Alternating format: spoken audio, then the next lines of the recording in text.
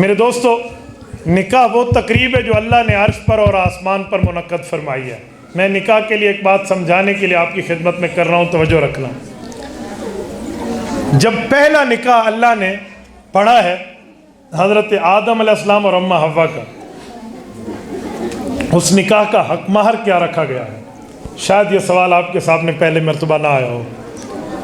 اس کے نکاح کا حق مہر امام عبد الرحمن السخاوی رحمۃ اللہ علیہ المتوفی 902 ہجری نے اپنی کتاب میں اس پر واضح طور پر لکھا ہے۔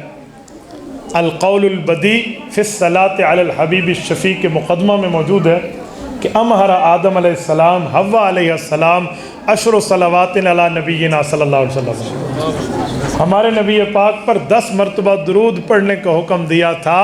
اس بنیاد پر ان کے نکاح کی حق مہر پوری ہوئی تھی۔ اب آپ یہ بات سن تو لے ہیں نا، اب یہ یہاں خامند بیٹھ کے یہ نہ کہ ہم بھی 10 نہیں ہم 20 مرتبہ پڑھ لیں گے، حق مہر پورا ہو گیا۔ بابا یہ اس شریعت میں جائز تھا، یہ شریعت محمدیہ میں نہیں ہے، ٹھیک ہے؟ یہاں مال متقوم چاہیے، اس کے بعد جا کر یہ حق مہر ادا ہوتا ہے۔ اچھا، نکاح کتنی چیزوں کا نام ہے؟ 6 چیزوں کا۔ یہ جو عورتیں بیٹھی ہیں وہ بھی سن لیں اور مرد بیٹھے ہیں یہ بھی سن لیں، اور انگلیوں پہ یوں یاد کر لیں، نکاح 6 چیزوں کا نام ہے۔ 7ویں چیز نکاح میں شامل نہیں ہے، ہم نے اپنے رواج رسم رکھے ہیں۔ نکاح کی 6 چیزوں میں 2 فرض ہیں، 1 واجب ہے، 3 سنت ہیں۔ 2 اور 3 5، 5 اور 1 6۔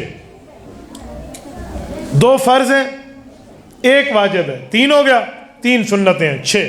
7ویں چیز نہیں ہے۔ جو 2 فرض ہیں، پہلا فرض ہے ایجاب و قبول، آفر اور ایکسیپٹ، میں بچی دے رہا ہوں، میں بچی لے رہا ہوں۔ نمبر 2، کم از کم 2 مسلمان گواہ، یہ فرض ہے، اس کے بغیر نکاح نہیں ہوتا۔ تیسری چیز ہے واجب، وہ ہے حق مہر۔ سورہ نمبر 33 سورۃ احزاب پارہ نمبر 22 اللہ فرماتے ہیں قد علمنا ما فرضنا علیہم فی ازواجہم، تو حق مہر واجب ہے۔ نمبر 3 ہو گیا، اور 3 سنتیں ہیں۔ نمبر 1 سنت خطبہ نکاح، نکاح کے خطبہ پڑھنا، رسول اللہ صلی اللہ علیہ وسلم پڑھا کرتے تھے، یہ سنت ہے۔ دوسری سنت، حضور علیہ السلام کے پاس چھوارے پڑے ہوتے تو آرام سے ایسے لوگوں پر بطور خوشی کچھ چھوارے پھینک دیتے، دے دیتے۔ یہ نہیں ہے کسی کے سر میں یوں مارتے، پیار سے پھینکتے۔ لوگ کہتے پتہ نہیں یہ کیسی سنت ہے۔ بابا ہمارے نبی پاک سے ثابت ہے، ہم نے کرنی ہے، کسی نے ماننا ہے مانے، نہ مانے نہ مانے۔ اور تیسری سنت ہے دعوت ولیمہ، یہ 3 سنتیں ہیں۔ اور آج کل ہم ان 6 کے الٹ بیٹھے ہوئے ہیں، بہت مشکل ہے۔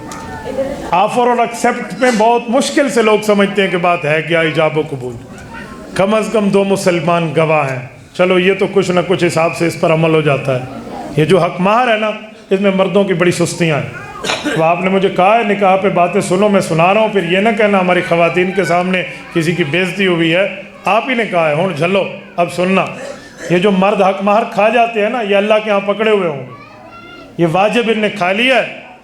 اور جو معاف کرانے کے چکر میں لالچی بندہ بن جاتا ہے، وہ بھی ذرا سنے، اجی معاف کر دو جی، معاف کیا، یوں معاف نہیں ہوتا۔ اسے پتہ ہی نہیں ہے میری ملکیت کیا ہے اور اس کا معاملہ کیا ہے، اور ایسے معاف کر دیجیے، معاف کر دیجیے، یوں معاف تھوڑی ہوتے۔ یہ تو وہی ہے، ایک بندہ بد نظری بھی کر رہا تھا اور خواتین پر غلط نظر رکھ کے بھی کہتے جی دیکھو دیکھو توبہ توبہ توبہ توبہ توبہ توبہ توبہ توبہ، شرم کر دیکھ بھی رہا ہے، دوسروں کو دعوت گناہ بھی دے رہا اور توبہ توبہ۔ یہ وہی ہمارا معافی معافی والا چکر ہے، اجی معاف ہو گیا حق مہر۔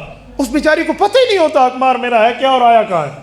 ہاں معاف ہوتا ہے ایک ترتیب پر، آپ حق مہر لیں، اس کی ہتھیلی پہ رکھیں، کہا جی آپ کا حق مہر ہے، اللہ رسول کی طرف سے آپ کا حق ہے۔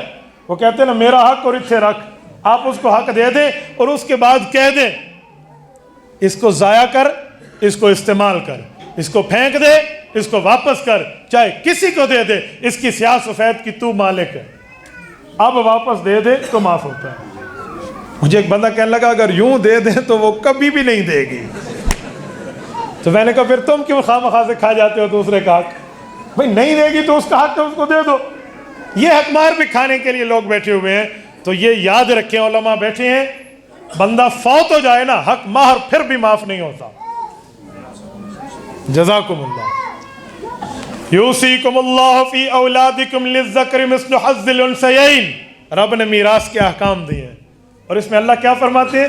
من بعد وصیۃ یوصی بہا او دین، پہلے دین نکالا جائے گا، قرض، اور قرضوں میں پہلے بیوی کا قرض ہے، حق مہر اسے دے دو، اگر وصیت ہے تو ثلث میں پوری کر لو، اس کے بعد دیکھیں گے اب کس کا حصہ بنتا ہے۔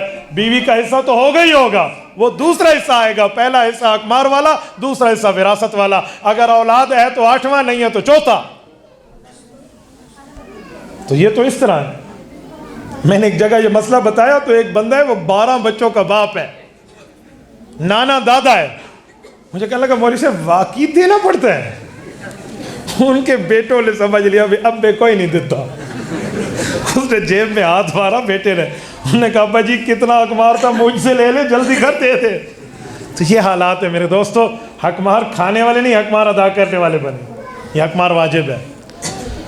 اور اس کے بعد جو 3 سنتوں میں پہلی سنت خطبہ ہے، پھر یہ چھوارے ہے، پھر ولیمہ۔ ولیمے پر بھی ایک بات سمجھیں، آج کل ولیمے جب سے یہ میرج ہالز بنے ہیں نا، میں یہ بات کر تو رہا ہوں، پتہ نہیں ان نے میرے خلاف ایک پٹیشن دائر کر دی ہے، یہ میرج ہالز میں لوگوں نے ولیمے کر کے ولیمے کی سنت کی روح ہی ختم کر دی ہے۔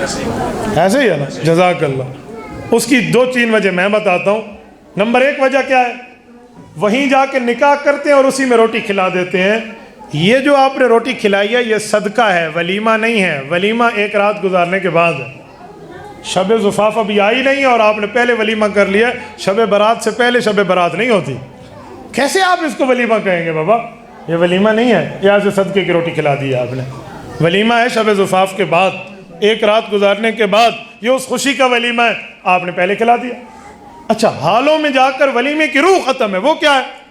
حدیث پاک میں ایک ہوتا ہے خیر الولیمہ، ایک ہوتا ہے شر الولیمہ، مشکات جلد نمبر 2 میں موجود ہے کتاب النکاح میں۔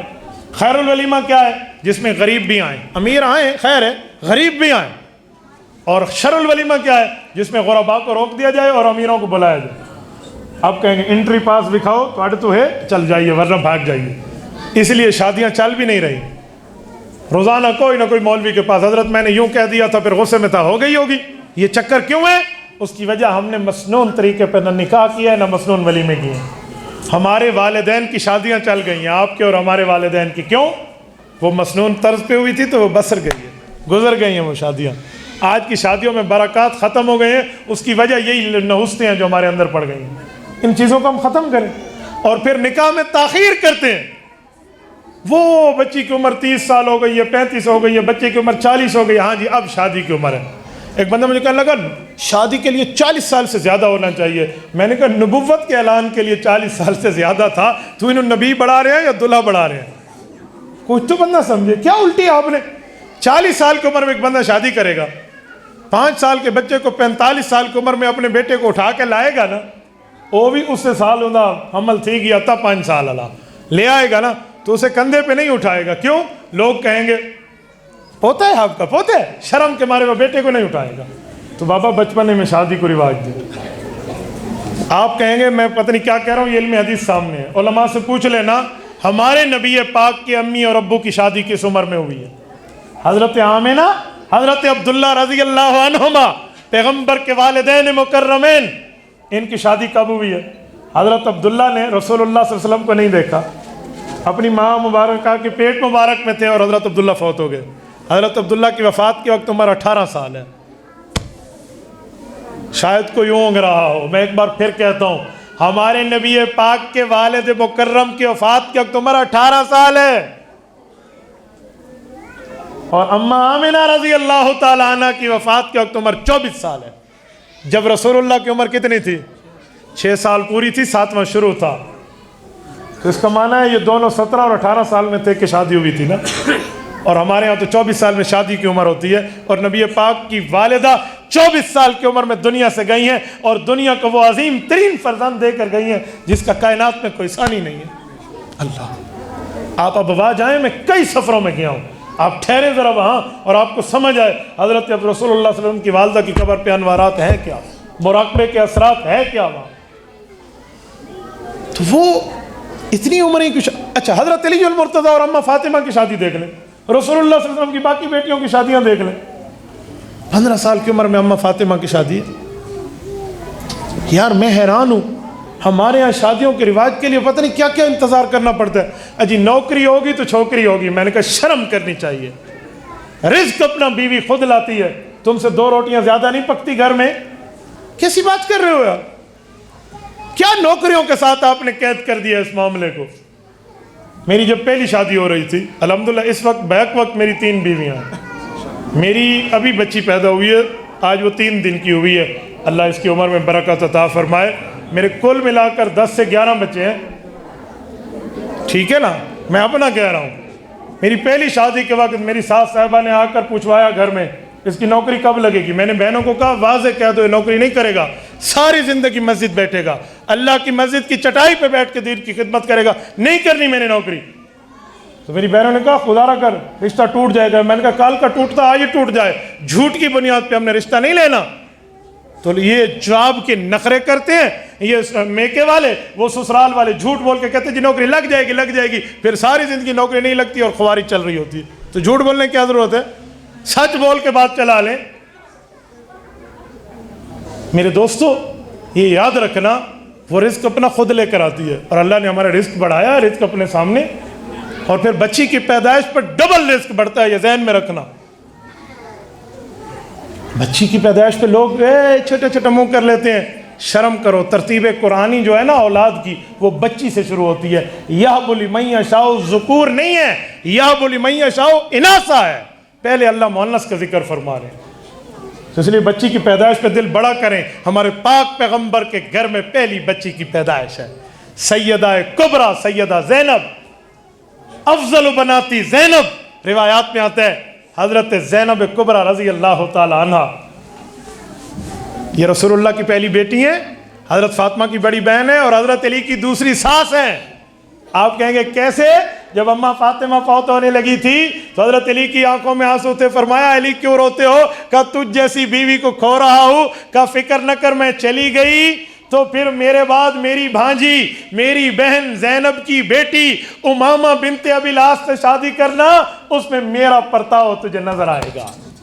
وہ میرے بچوں کے بارے میں بہت مخلص ہے، وہ ان کی کزن بھی ہے، مسعود خالہ کی بیٹی بھی ہے، حضرت علی المرتضیٰ نے ان سے شادی کی ہے، یہ محمد الاکبر ان کی اولاد ہیں، حضرت حسن حسین کے بھائی ہیں، اور یہ امام حسین کے ساتھ میدان کربلا کے شہید ہیں۔ ان کی والدہ سیدہ امامہ ہیں، حضرت علی المرتضیٰ کی بیوی ہیں، تو حضرت زینب کبریٰ حضور کی پہلی بیٹی حضرت فاطمہ کی بہن بھی بنتی ہیں اور حضرت علی کی دوسری ساس بھی بنتی ہے۔ تو اس لیے بیٹی کی پیدائش پہ دل چھوٹا نہیں کرنا چاہیے۔ اور ایک ہمارے ہاں لعنت، میں کہوں گا پتہ نہیں آپ یہ لفظ ہضم کر پائیں یا نہیں، جہیز کی لعنتیں ہمارے اندر ہیں، جہیز کے ڈیمانڈز آ گئی ہیں۔ میں جہیز کوئی خود دے، میں لینے سے منع نہیں کر رہا کہ حرام ہے، میں یوں نہیں کہہ رہا، لیکن ڈیمانڈ کیوں کرتے ہو؟ آپ نے ہمیں جہیز میں یہ دینا ہے یہ دینا ہے، وہ غریب اپنی بچی بھی دے رہا ہے اور اپنا مال بھی تمہیں دے۔ جس دن تمہاری بیٹی بیاہ ہو کر گلی پہ جائے گی نا اپنے خامد کے ساتھ، یہاں سے رخصت ہو کر گھر سے جائے گی، گلی پہ نکلے گی تو پوچھنا تمہارے دل پر کیا گزر رہی ہے۔ یہ پوچھو ذرا اس والد سے جس کے سینے میں باپ والا دل ہے، یہ کیا جملے شروع کر دیے؟ جہیز میں یہ دے دیں یہ دے دیں۔ ایک بندے نے مجھے کہا جہیز دینا چاہیے، سنت سے ثابت ہے۔ میں نے کہا اوہ، میں جہیز کو لعنت کہتا ہوں، تو جہیز کو سنت کہہ رہا ہے؟ میں نے کہا جی بسم اللہ، ایک احسان ہم پہ کر، ذرا یہ حوالہ دکھا دے، جہیز دینا سنت ہے، ہمارا حوالہ، میں تیرے ہاتھ چوموں گا۔ انہوں نے کہا مولوی صاحب پھنس گئے۔ میں جی پھانس شاس نہیں گئے، وکھے سے تھے پھر گل ہونی ہے۔ مجھے کہنے لگا اماں فاطمہ کو حضور نے جہیز دیا تھا، 2 تکیے دیے تھے، ایک چھاگل دی تھی، ایک اس میں جو ہے نا کیا کہتے ہیں وہ مٹکا تھا اور چکی پیسنے کے لیے دی تھی، تو جہیز تو ثابت ہے۔ میں نے کہا بات پوری؟ کہتے جی ہاں۔ میں نے کہا فائر مس ہو گیا ہے۔ وہ کیوں؟ میں نے کہا حضور علیہ السلام کی بیٹیاں کتنی ہیں؟ کہتے 4۔ تو میں نے کہا جہیز ایک کو کیوں ملا ہے؟ اب تو چپ، نال دی بلا گالج پہ گئی ہے، اب ان کا جواب نہیں آئے گا۔ میں نے کہا تو میرا سوال ہے، بیٹیاں 4 ہیں، جہیز ایک کو ملا ہے، اس کو ذرا حل فرما دیں آپ ذرا، بسم اللہ۔ میرا ذہن آج تک اس بارے میں نہیں گیا، تو میں نے کہا سنت کا فتویٰ کیوں ٹھوکا تو نے؟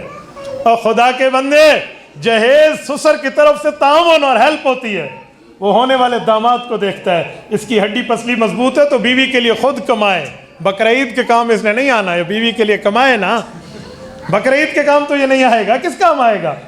اور اگر وہ ہڈی پسلی کمزور ہے، تھوڑی غربت میں ہے، تو سسر تعاون کے لیے کچھ دے دیتا ہے، لازم نہ کرو اس پر۔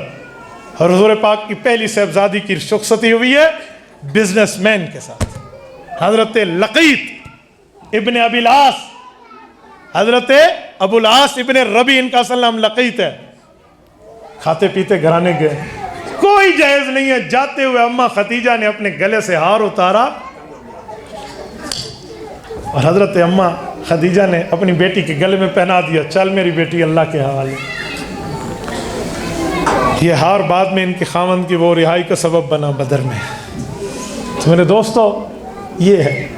دوسری 2 کی شادیاں یک کے بعد دیگرے حضرت عثمان سے ہوئی ہیں, حضور کی 2 صاحبزادیوں کی. کسی جہیز کا ذکر نہیں ہے کہ عثمان غنی مشہور ہیں. حضرت علی المرتضیٰ معیشت کے لیول پہ مالی لحاظ سے کمزور تھے, ان کے ساتھ تعاون ہوئے. تو اسی لیے جہیز کے ڈیمانڈ نہیں ہونے چاہیے. میرے ہاں ایک فیملی آئی, خاوند بیوی کا مسئلہ تھا, تو راضی نامہ ہوا, یہ ہوا, لڑائی بھڑائی میں ہم نے جا کر راضی نامہ کرانے کے لیے وہاں بیٹھے. علماء کا پورا جرگہ گیا. تو مسئلہ پتہ ہے صرف یہی تھا کہ باپ نے جہیز تو دے دیا, محلے کی ایک خاتون آئی ہے پتہ نہیں کالی زبان والی, اس نے آ کر کیا کہا, انہوں نے کہا یہ تو 2 نمبر صوفے دیے ہیں, 2 نمبر بیڈ دیے, 2 نمبر لکڑی بنائی ہے. تو ان کے نندوں کے منہ اتر گئے, ان کی باقی جو بھاوج وغیرہ تھی ان کے منہ اتر گئے. انہیں کہا تو 2 نمبر باپ نے مال دیا. اب وہ غریب کی بیٹی بیچاری پریشان ہو گئی, 4 دن ہو گئے ہیں بیاہ ہو کر آئی ہے, اب وہ رو رہی ہے پیچھے. بھائی گھر لے گئے, بھائی کیا مسئلہ ہے, کوئی پریشانی ہے؟ خاوند نے کچھ کہہ دیا, ساس نے کچھ کہہ دیا, وہ باتوں سے بات بنتی گئی, وہ لڑائی پڑ گئی, وہ ختم نہ ہونے کے معاملہ آ گیا تھا. وہیں پر جب راضی نامے میں علماء بیٹھے اور اللہ نے کیا گھر بس گیا, تو اس وقت خاوند نے ایک بات کہی, تیرے باپ نے دیا کیا ہے؟ تو میں نے پھر اس کو پکڑا, میں نے کہا یار مجھ اس مسئلوں پر میں پہلے ہاتھ خاوند کو ڈالتا ہوں کہ تو مرد ہے, تجھ سے بیوی سے باری نہیں جاتی. جی ہاں, ہمارے وہ کہتے ہیں نا کہ 6-4 دیا مچھاؤں میں چنگی ہاڈی باڈی ہوئے, لاکھ لانا تو جانے تے ران جانتے ڈاڈی ہوئے. تو میں نے کہا تو خاوند ہے, تجھ سے بیوی سے بلتی نہیں ہے, حیا تجھ میں نہیں ہے؟ تجھے اس نے کیا دیا؟ تجھے سسر نے اپنے دل کا ٹکڑا نکال کے دیا ہے, تجھے پھر بھی مال چاہیے یار؟ کیا جملہ, کیا معاملہ کہہ رہے؟ تو لڑکی نے بہت زبردست بات کی. اس خاتون نے کہا کہ میرا ابو جہیز میں اگر جہاز دے دے تو تیرا ابو ایئرپورٹ بنوا دے گا.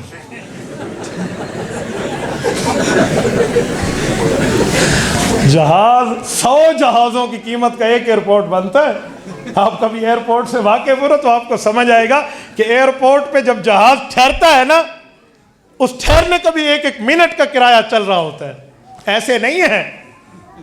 آپ نے کبھی دیکھا ہوگا یہ 3 گھنٹے پہلے آپ کی بورڈنگ کیوں کراتے ہیں آؤٹ آف کنٹری کے لیے, اور 2 گھنٹے پہلے آپ کی بورڈنگ کیوں کراتے ہیں ڈومیسٹک فلائٹ کے لیے. ابھی ہم کراچی سے اسلام آباد آنے کے لیے ایئرپورٹ انٹر ہوتے ہیں نا, اس وقت جہاز فضا میں ہوتا ہے, آیا نہیں ٹھہرا ہوتا. وہ آیا 20 منٹ میں فریش ہوا, میں لے کر پھر چلا گیا. کیوں؟ وہ 20 سے 1 گھنٹہ ٹھہر جائے تو انہیں کرایہ دینا پڑتا ہے. تو ایئرپورٹ تو بہت مشکل کی چیز ہے. تو اس نے کہا میرا باپ جہاز ہے, تیرا باپ ایئرپورٹ بنوائے گا؟ تو عجیب باتیں ہیں. ان باتوں پہ بیویوں کو ساتھ لڑا نہ کرو, بلکہ حدیث پاک کے مطابق رہو. اللہ کے رسول نے فرمایا خیرکم لأہلی وَأَنَا خَيْرُكُمْ لِأَهْلِي, تم میں بہتر وہ ہے جو بیوی کے ساتھ بہتر ہے, اور میں اپنی بیویوں کے ساتھ سب سے زیادہ بہتر ہوں. بیویوں کو تانے نہیں دیا کرو. ایک غلطی ہو گئی تو آرام سے سمجھاؤ, اور جب سمجھ جائیں تو پرانی بات کا تانا دینے والا مسلمانی ذہنیت نہیں رکھتا. قرآن کریم کہتا ہے فَإِنْ أَطَعْنَ لَكُمْ فَلَا تَبْغُوا عَلَيْهِنَّ سَبِيلًا, فَلَا تَبْغُوا عَلَيْهِنَّ سَبِيلًا. وہ تمہاری بات مان جائیں تو راستے نہ ڈھونڈا کرو چور دروازے تاکہ میں اس کو شرمندہ کر سکوں, پھر یہ نہ کیا کریں. تو میرے دوستو, اللہ آپ کو اور ہمیں صراط مستقیم عطا فرمائے. میرے خیال میں جو کچھ کہنا چاہتا تھا غالباً آپ نے اچھی طرح سمجھ لیا ہوگا. الحمدللہ نحمدہ ونستعینہ ونستغفرہ ونعوذ باللہ من شرور انفسنا ومن سیئات اعمالنا, من یہدہ اللہ فلا مضل لہ ومن یضللہ فلا ہادی لہ, واشہد ان لا الہ الا اللہ واشہد ان محمدا عبدہ ورسولہ. قال اللہ تبارک وتعالی فانکحوا ما طاب لکم من النساء مثنی وثلاث ورباع. عن ابي هريره رضي الله تعالى عنه قال قال رسول الله صلى الله عليه وسلم تنكح المرأة لأربع لمالها لحسبها لجمالها لدينها فاظفر بذات الدين تربت يداك يا أبا هريرة. عن عبد الله بن مغفل رضي الله تعالى عنه قال قال رسول الله صلى الله عليه وسلم تزوجوا الودود الولود فإني مكاثر بكم الأمم. عن ابن مسعود رضي الله تعالى عنهما قال قال رسول الله صلى الله عليه وسلم يا معشر الشباب من استطاع منكم الباءة فليتزوج فإنه أغض للبصر وأحصن الفرج. عن أبي هريرة رضي الله تعالى عنه قال قال رسول الله صلى الله عليه وسلم عليكم بالأبكار فإنهن أعذب أفواههم وأنتقوا أرحامهم وأرضى باليسير. عن عبد الله رضي الله عن ابن عباس رضي الله تعالى عنهما قال قال رسول الله صلى الله عليه وسلم لم ترى للمتحابين مثل النكاح. عن أم المؤمنين عائشة الصديقة رضي الله تعالى عنها قالت قال رسول الله صلى الله عليه وسلم إن أعظم النكاح بركة أيسره مؤونة. عن عبد الله رضي الله تعالى عنه قال قال رسول الله صلى الله عليه وسلم النکاح من سنتی فمن لم يعمل بسنتی فليس مني. هكذا رواه الإمام ابن ماجة القزويني في سننه. اللهم ألف بينهما كما ألفت بين آدم وحواء عليهما السلام. اللهم ألف بينهما كما ألفت بين سارة وإبراهيم عليهما السلام. اللهم ألف بينهما كما ألفت بين يوحنا وموسى عليهما السلام. اللهم ألف بينهما كما ألفت بين عائشة ورسول الله صلى الله عليه وسلم. اللهم ألف بينهما كما ألفت بين علي وفاطمة رضی اللہ تعالی عنہما. مولانا اعظم طارق صاحب آپ تشریف لیں.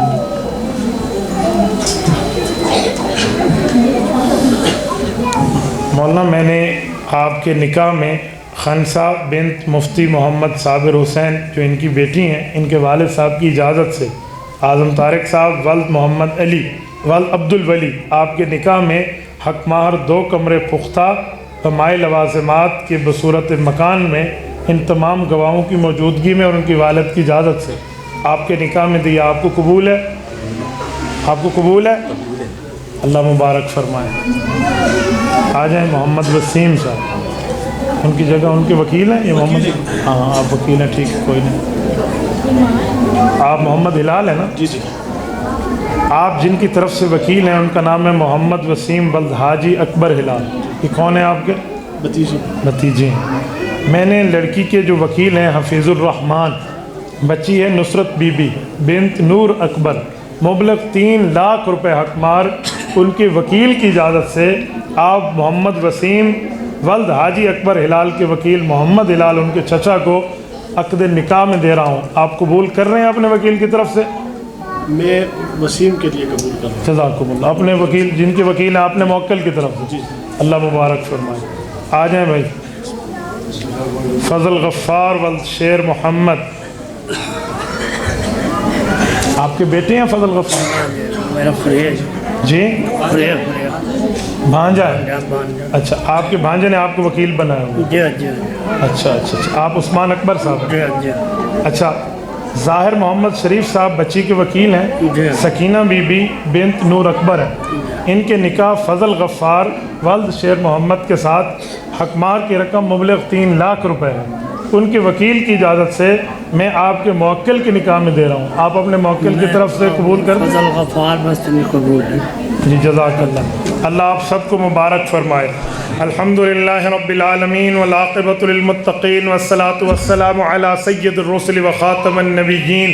ربنا ظلمنا انفسنا وان لم تغفر لنا وترحمنا لنکونن من الخاسرین.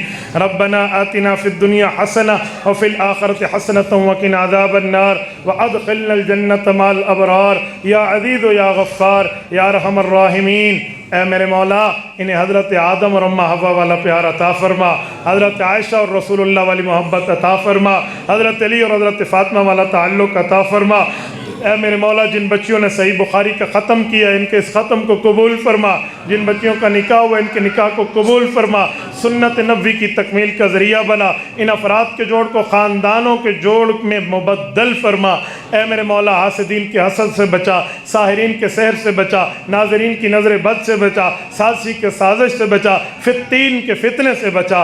اے میرے مولا اس مدرسے کو دن دگنی رات چگنی ترقیات عطا فرما. اے اللہ جن بچیوں نے پڑھا ان کا پڑھنا قبول فرما. جن نے پڑھایا ان کا پڑھانا قبول فرما. جن نے پڑھوایا ان کا پڑھوانا قبول فرما. اے میرے مولا ان کے فیض کو عام فرما. اس کے لیے جتنے رکاوٹیں ان رکاوٹوں کو دور فرما. اللہ جن نے دعائیں لکھی ہیں، کہا ہے، کہنا چاہتے ہیں، کہنا چاہتی ہیں، ان سب کی تمام جائز دعاؤں کو قبول فرما. بیماروں کو صحت عطا فرما. جو دنیا سے رخصت ہو گئے ان کی قبور کو جنت کا باغ بنا. وصلی اللہ تعالی علی خیر خلقہ محمد وعلی آلہ واصحابہ اجمعین. إلهي واسع الكرم ورب البيت والحرم إليك أتيت